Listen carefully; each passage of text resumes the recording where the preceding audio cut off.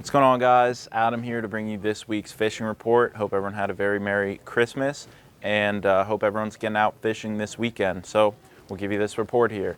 I know everyone wants to know about rockfish. You can still get after your resident fish kind of all throughout the bay. There's definitely resident fish to be caught at the power plant, a little further north too, like the Patapsco, Love Point. I know some guys have been getting those resident fish.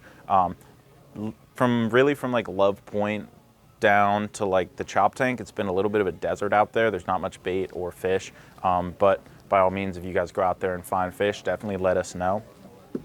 If you're fishing the power plant, that's sort of a different game than a lot of other places in the bay. You're going to want to set up in that current and just drift with like a 1 ounce jig head. Smaller baits than you would expect. We're getting bit when I was there, so like your 5-inch profiles at the most, really. Chartreuse white, those have been good there. If you're like at the Patapsco or Love Point, you might want heavier jigs depending on where the fish are, but your white and chartreuse colors are still going to do great. You can also fish metal jigs if you want to as well. Now, talking about some of those migratory fish, it's really tough fishing out there right now for them guys. It's a needle in a haystack type of game. It takes a lot of looking. Yesterday, I was out there, covered about 70 miles, marked a couple packs of like 2, 3, 4 fish, but just couldn't get them to bite. It's definitely tough fishing out there and takes a lot of running around. But if you do find them, you can throw down some heavy jigs. They're mostly in like 80 to 100 foot of water right now, but really anywhere you find the bait along those channel edges is going to want to be where you want to look. But heavier jigs like in the 2 ounce, like 1.5 ounce, 2 ounce range, bigger plastics, 6, 7, 8-inch plastics, or your metal jigs are going to work well also. And most of those fish are being found pretty well south in the bay right now. As far as some other stuff we've got going on, perch, both white perch and yellow perch. So your white perch, they're going to be in your deep holes for sure right now, just as we've been talking about. So look in some of your deep holes. Some guys have been getting them in the Patuxent. You can also actually catch perch at the Bay Bridge, like off some of those rock piles and some of the pilings.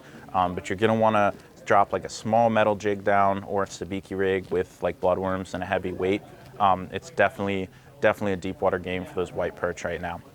Now your yellow perch, you can find those in some of your tidal creeks, like the Pocomoke.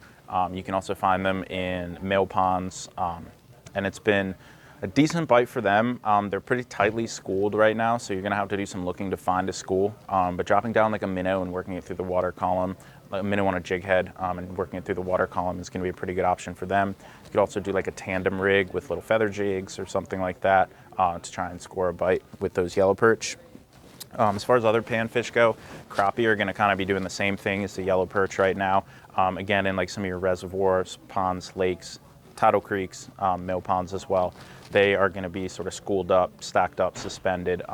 So once you find them, same sort of deal. Minnow on a jig head, tandem rig with some little feather jigs. That should work good for you guys there. As far as catfish go, they're going to be deep right now as well. Look at the mouths of some of your rivers off the main stem of the bay. And then as we always say, if you really, really want to go hard on those catfish and have a chance at a true trophy, go up by DC. There's certainly some guides you can go out with, but you can also set up on the bank and just throw out a bottom rig with like some LY, any sort of cutfish, any sort of meaty bait, chicken liver, hot dog soaked in Kool-Aid, whatever you guys want to do. Pickerel are biting good right now too, and they should continue to bite well.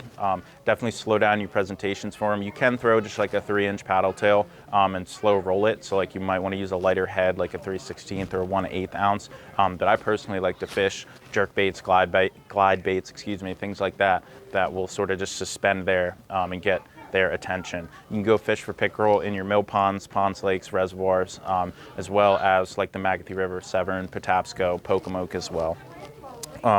Largemouth, they have sort of transitioned to deeper areas.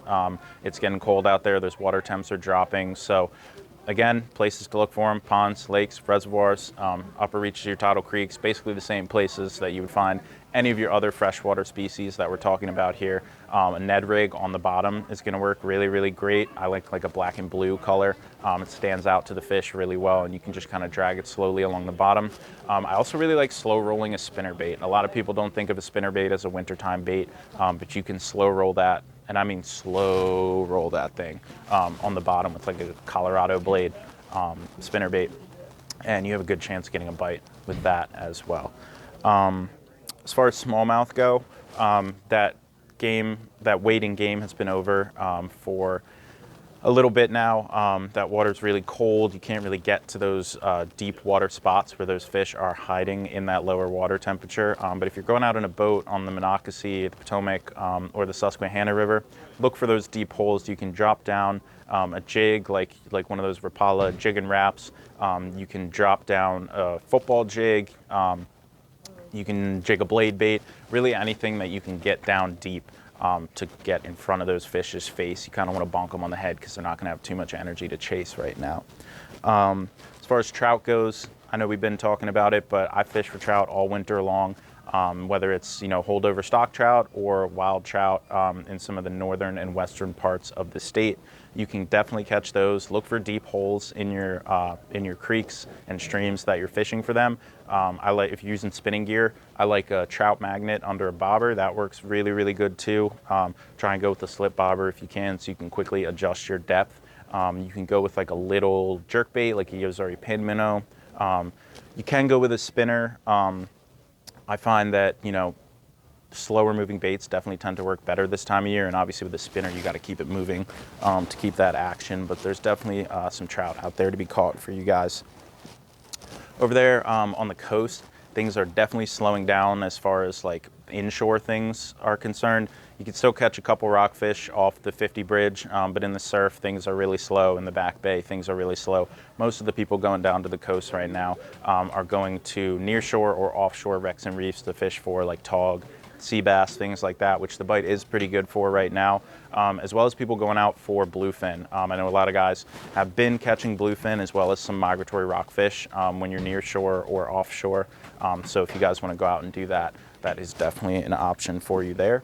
And I think that about does it for this week's fishing report. Thanks for tuning in, guys, and we'll see you next week.